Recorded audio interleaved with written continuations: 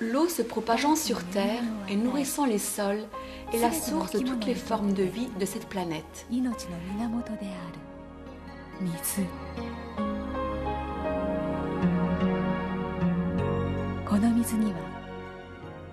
Mais il reste une facette de l'eau inexpliquée jusqu'à présent.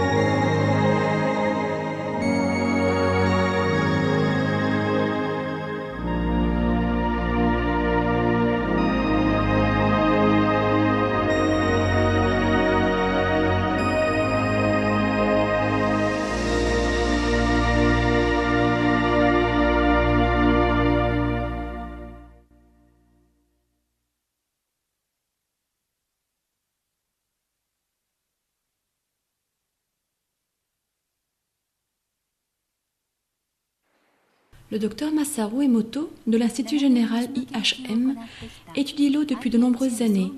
Grâce à ses recherches, il a fait émerger une méthode innovante pour saisir la physionomie de l'eau. Il a publié des collections de photos basées sur ses travaux intitulés « Messages de l'eau ».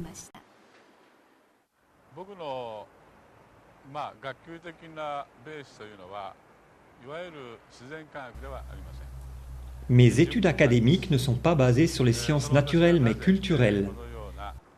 Même pour moi, cela reste un mystère d'expliquer comment je suis arrivé à trouver cette méthode. Le mode conventionnel de raisonnement de la science traditionnelle n'était pas suffisant pour pénétrer le monde de l'invisible, tel l'eau et l'ado.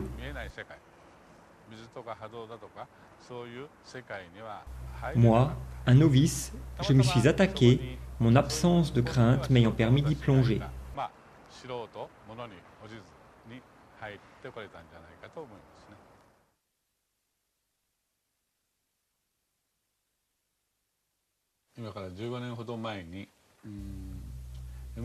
Il y a 15 ans, je suis rentré des USA avec un appareil de mesure de vibration appelé MRA. Je pouvais, grâce à lui, transférer des informations vibratoires dans de l'eau à microcluster, un type particulier d'eau, et j'ai créé de l'eau Hado. On put guérir de nombreux symptômes de maladie grâce à cette eau. Plus de 10 000 personnes furent traitées ainsi.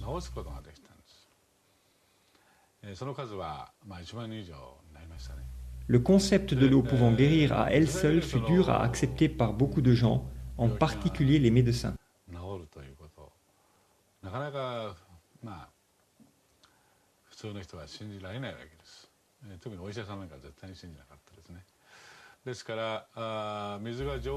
La capacité de l'eau à conserver de l'information avait déjà été avancée par certains savants radicaux, mais cela restait à prouver.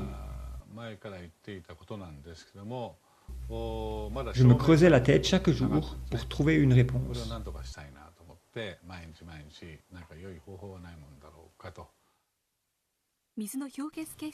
C'est grâce à ce livre que le docteur Emoto s'intéressa à l'étude des cristaux d'eau gelée. J'y ai appris qu'il n'y a pas deux flocons de neige identiques.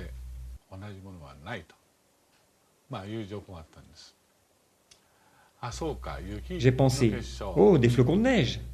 La neige, c'est de l'eau. Si la neige fait des cristaux, alors l'eau doit aussi en faire lorsqu'elle est congelée.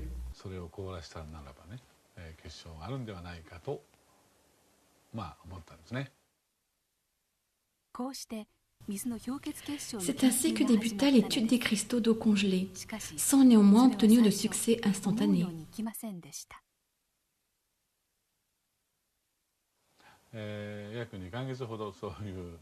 Les 2 premiers mois furent durs, mais nous savions que nous pouvions réussir.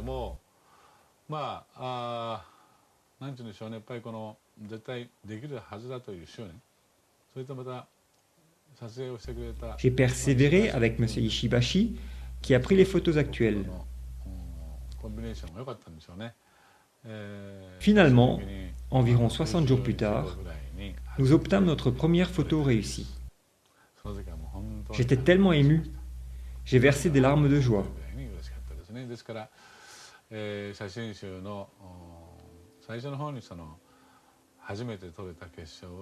Cette toute première photo est au début de mon livre « Message from Water ». Je n'oublierai jamais ce cristal.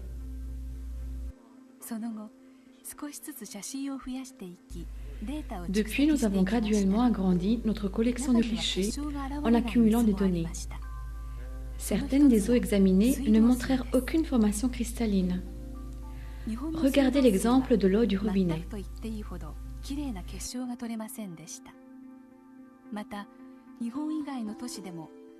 D'après ce que l'on a pu observer, les beaux cristaux étaient rares à partir de l'eau du robinet des villes japonaises. C'est aussi le cas pour l'eau de certaines villes étrangères.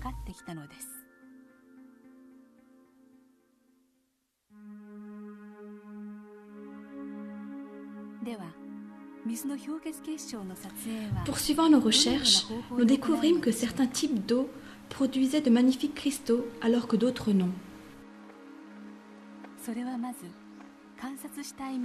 Comment sont photographiés les cristaux d'eau congelée?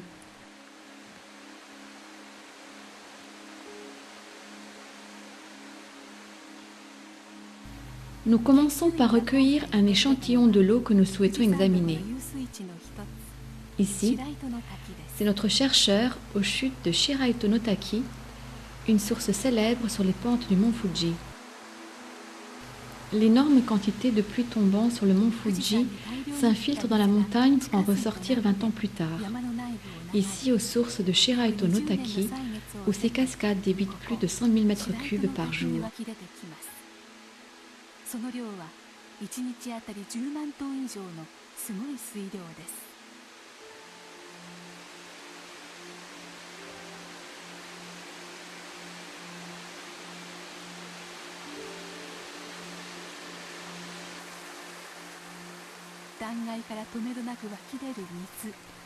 L'eau jaillit implacablement de la falaise.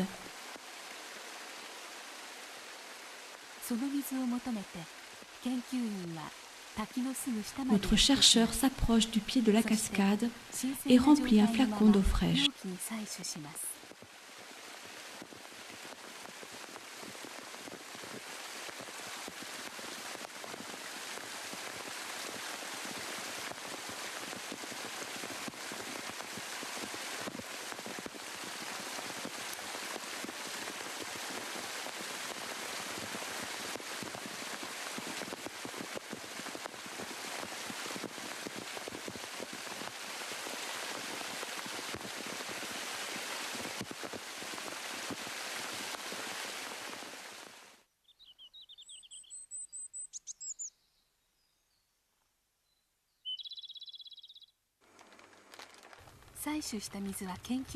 Il ramène l'échantillon d'eau à l'institut. Tout d'abord, il frappe le fond du flacon pour activer l'eau.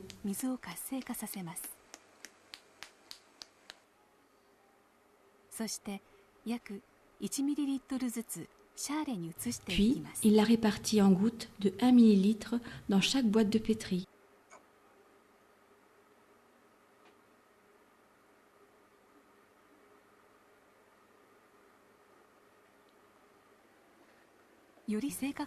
Pour obtenir une tendance cristalline plus précise, on réalise une cinquantaine de congélations de chaque échantillon d'eau.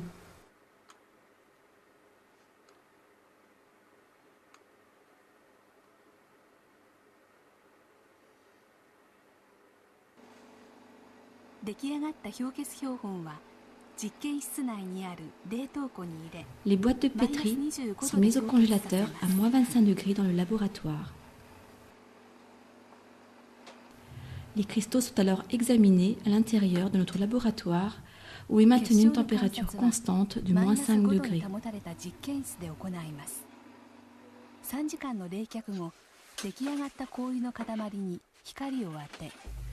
3 heures plus tard, nous observons les pointes de chaque bloc gelé au microscope.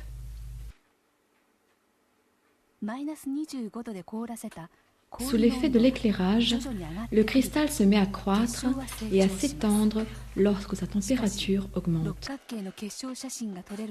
D'ordinaire, seuls quelques cristaux parmi la cinquantaine montrent une belle cristallisation hexagonale. Quel genre de cristaux va nous montrer l'eau des chutes de Shiraito no Taki? Un magnifique cristal hexagonal se développe lentement à partir de 6 angles du cœur de l'hexagone, paré de délicates ramifications.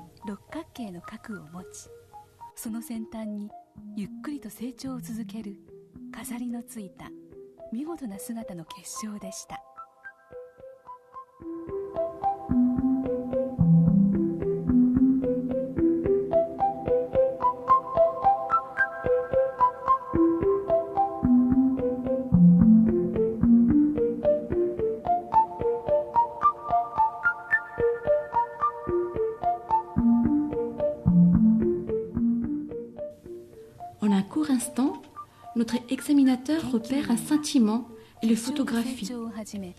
Tout cela dans la dizaine de secondes où le cristal croît avant de retourner à l'état liquide.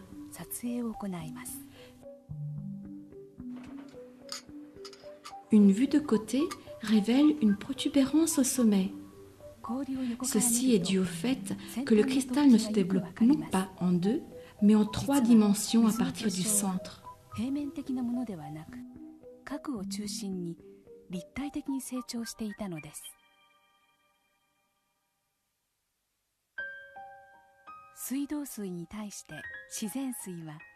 Contrairement à l'eau du robinet, l'eau de source produit une variété de magnifiques structures cristallines, captivantes pour nos yeux.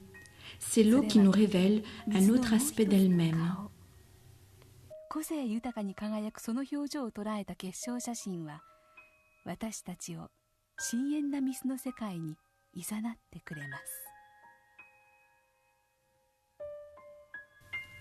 Les photos fixant ce rayonnement unique de l'eau sous sa forme cristalline peuvent nous guider dans son monde ésotérique.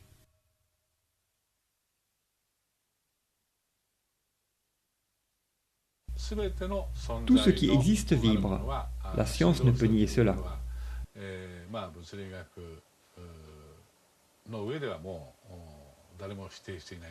Vibration est juste un autre mot pour énergie.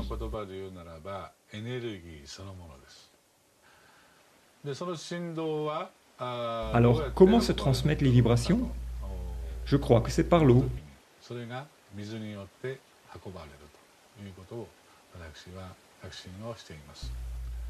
Les cristaux hexagonaux représentent la force de vie de Mère Nature.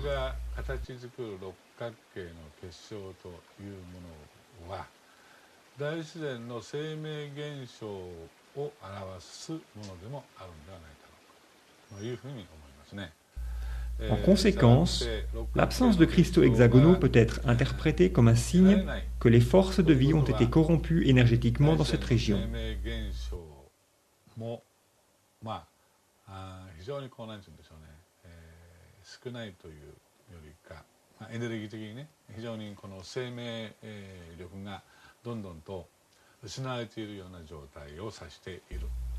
C'est une des choses que nous avons apprises durant les 8 années passées.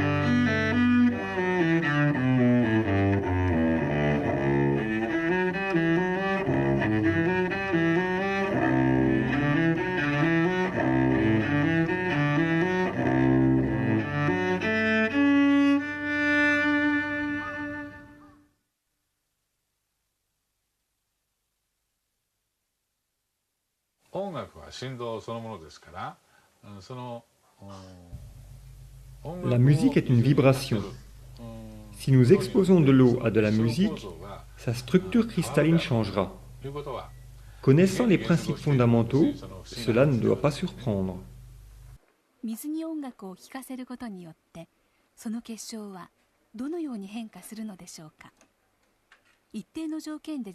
Comment est-ce que le cristal change lorsqu'on expose de l'eau à de la musique?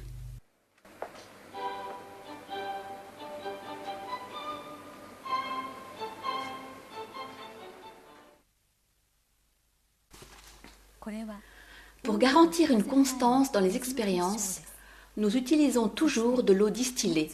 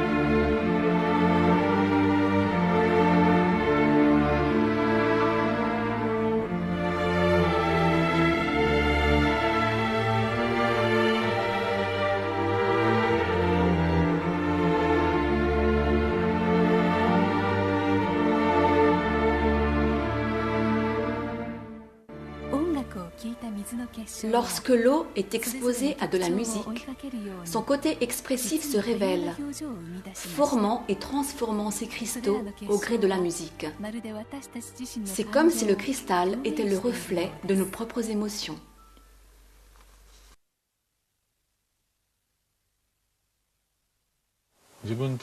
Je pense que la musique a été créée pour ramener nos vibrations à leur état intrinsèque. Par exemple, après la Deuxième Guerre mondiale, le Japon est passé par une dure période, son peuple souffrant comme jamais. C'est ce qui a engendré beaucoup de changements positifs durant cette période. Chaque région, chaque communauté a sa propre histoire. C'est dans la nature humaine de créer de la musique qui réajuste les vibrations distordues par l'histoire. C'est pourquoi j'ai la conviction que la musique est d'abord une forme de thérapie avant d'être un art.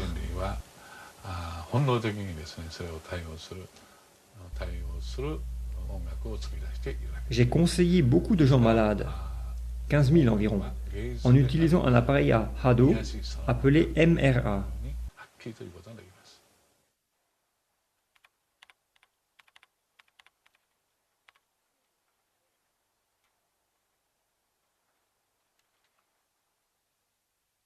Nombreux ont été guéris et sont mentionnés dans mes livres.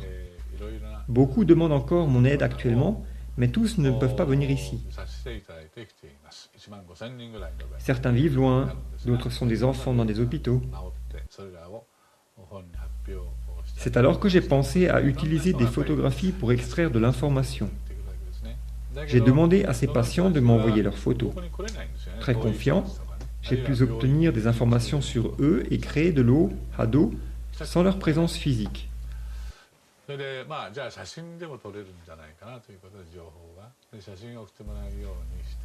Ceci a aidé à guérir beaucoup de gens. Parfois, pourtant, je ne peux même pas obtenir de photos, comme dans la plupart des cas urgents. Mais je continue à vouloir traiter cet enfant ou cette personne.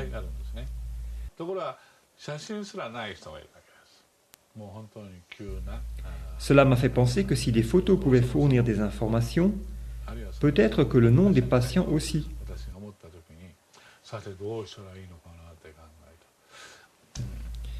J'ai mesuré l'ADO à partir du nom d'un patient et ai constaté que cela fonctionnait.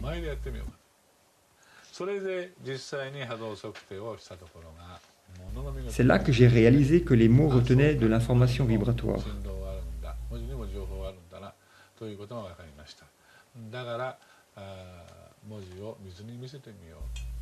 J'ai alors essayé de soumettre l'eau à des mots écrits. Je pensais que l'eau pouvait avoir la capacité de sentir les vibrations et nous donner des réponses. Le premier mot que nous avons testé avec l'eau fut arigato, merci en japonais. Il en résulta la formation d'une magnifique structure cristalline. A l'inverse, voici ce qui arrive lorsque l'on expose des mots négatifs à l'eau tels qu'idiot, dans ce cas,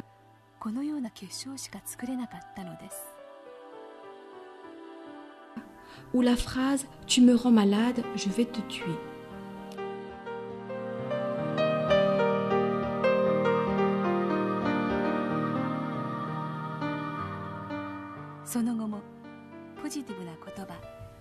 De beaux mots se manifestant par de beaux cristaux.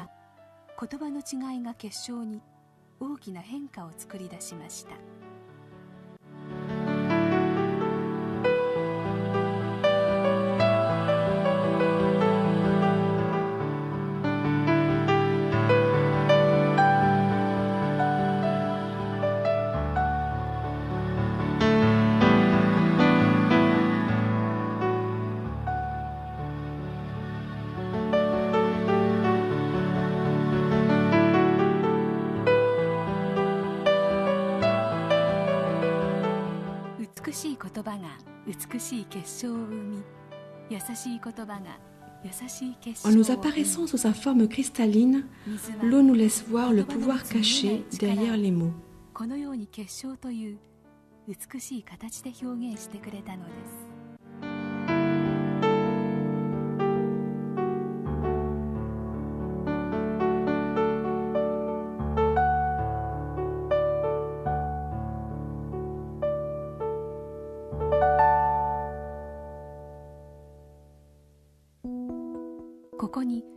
Voici une autre expérience caractérisant le pouvoir mystique des mots. Inspirés par nos expériences précédentes, une maman et son fils Kim voulurent les refaire eux-mêmes. Ils placèrent du riz cuit dans 2 pots de verre. Chaque jour, ils dirent merci à l'un et idiots à l'autre. Le fils qui allait à l'école élémentaire poursuivit l'expérience pendant 1 mois. À la fin, le riz à qui on avait dit merci dégageait une bonne odeur agréable, comme du riz maltais. L'autre, qui avait été traité d'idiot, dégageait une odeur de pourri et avait noirci.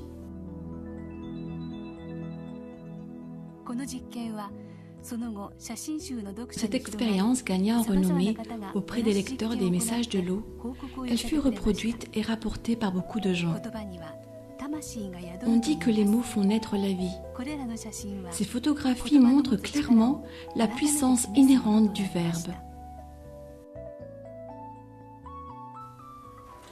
Par la suite, nous menâmes une autre expérience qui consistait à projeter nos pensées à l'eau et tester les effets des formes et des mots.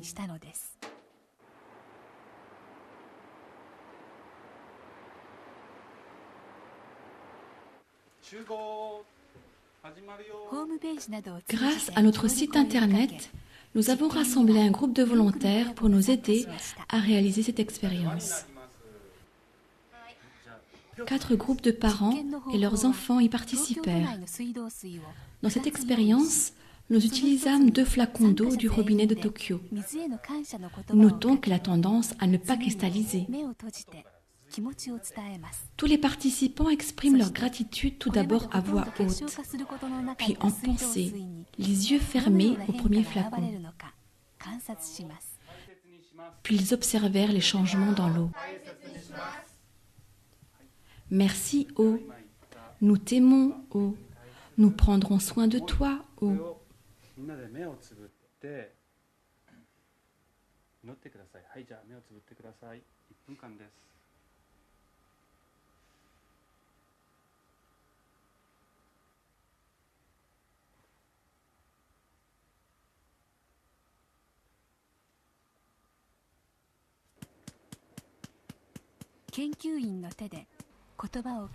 Le chercheur transfère ensuite cette eau dans les boîtes de pétri. Les enfants regardent curieusement.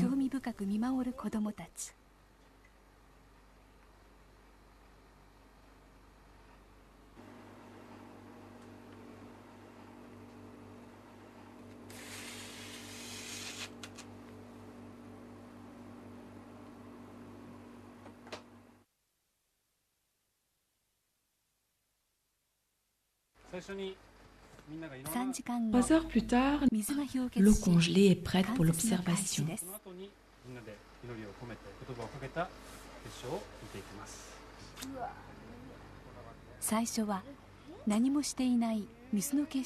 Commençons par l'eau qui avait été laissée de côté.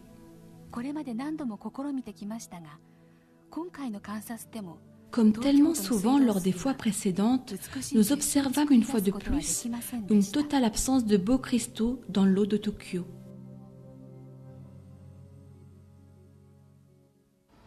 Certains y arrivaient presque, mais nous n'avons pas réellement vu de vrais cristaux. D'autres étaient franchement laids à regarder. Nous n'avons pas vu un seul cristal. Puis, on examine l'eau qui avait été exposée aux bonnes pensées. Les enfants fixent l'écran avec attention. Qu'est-ce qui arrive à l'eau du robinet lorsque leurs pensées se sont unies?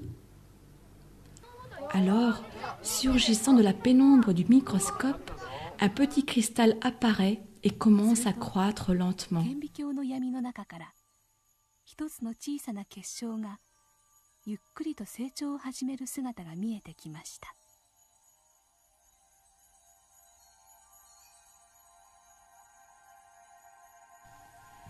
Un grossissement plus fort révèle l'émergence soudaine d'un cristal unique, clair et simple, comme pour incarner la pensée des gens qui s'étaient rassemblés.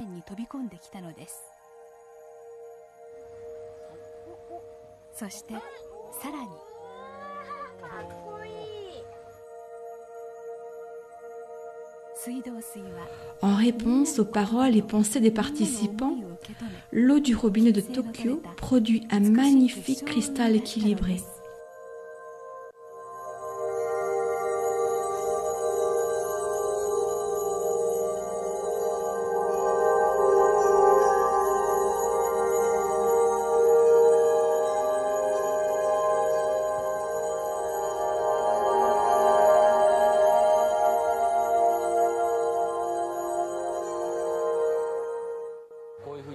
Aurais-tu imaginé voir des cristaux comme celui-là?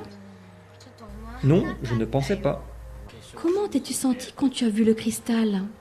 C'était fascinant. J'étais un peu sceptique quant au résultat. Que nos pensées puissent affecter l'eau. Mais maintenant que j'ai vu, je sais que c'est vrai.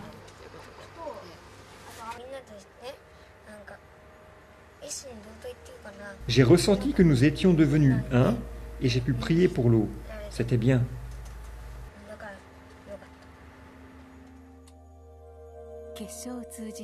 De par la cristallisation, l'eau nous dit qu'elle peut agir comme un miroir pouvant réfléchir nos pensées. L'eau a la capacité de nous montrer ce que nous ne pouvons pas voir. La même eau coule dans notre corps et nourrit toute vie sur Terre.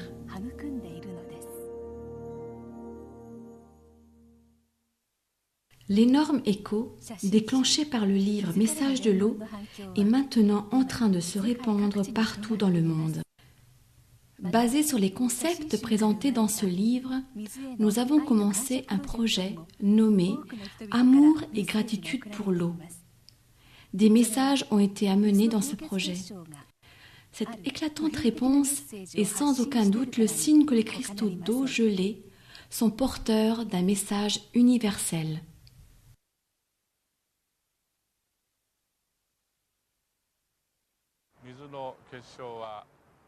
Dans certains cas, l'eau produit de magnifiques cristaux hexagonaux, alors que dans d'autres, pas du tout, ou des cristaux déformés. Qu'essaye de nous dire l'eau par la cristallisation? Personnellement, je crois que Mère Nature est à la racine de tout. Tout ce qui est en accord avec Mère Nature se manifeste par une magnifique structure hexagonale. Tout ce qui ne l'est pas n'en fait pas. Je crois que c'est peut-être le message que l'eau essaye de nous transmettre en s'utilisant elle-même comme médium.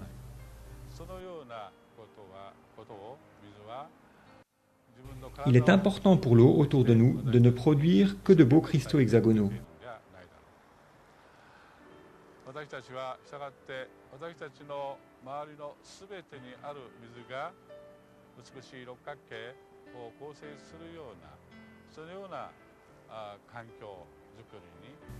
C'est pourquoi je ressens que c'est de notre devoir de maintenir notre environnement propre.